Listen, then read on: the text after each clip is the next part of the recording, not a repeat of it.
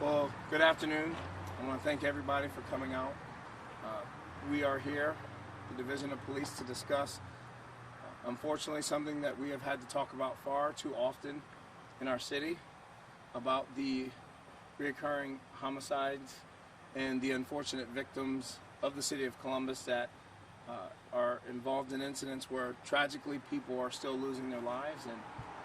And under the new direction of Chief Bryant, she is very committed to not only reducing crime in the city, but especially violent crimes against persons. And the particular reason why we're out here today to talk about this specific homicide is that, unfortunately, it marked the first of 2022, and we continue to solve and try to solve the cases from previous years, cold cases, no matter how far back it goes.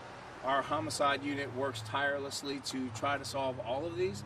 But one of the most important things that Chief Bryant wanted to stress coming into the new year is that she's tired of numbers. She's tired of homicides just being another number and moving on to the next thing.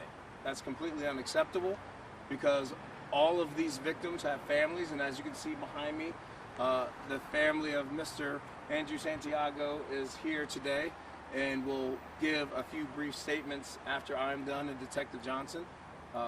We want the public's help. Everyone always talks about it's not just a policing problem. Well, if that is the case, then we need the public to start stepping up and helping us. To be very blunt, our solve rate is not where we want it to be in these major cases, and we need them to go up.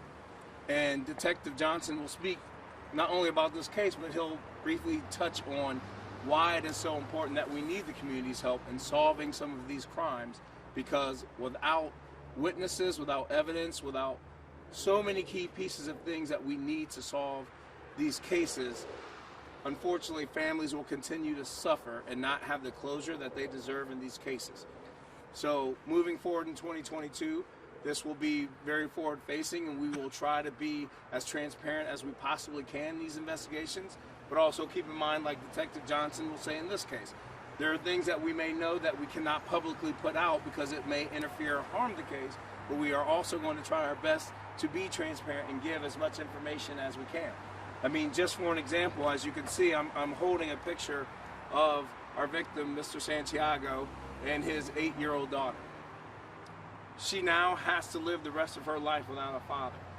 And that is absolutely tragic and unnecessary. And these types of things cannot continue to happen.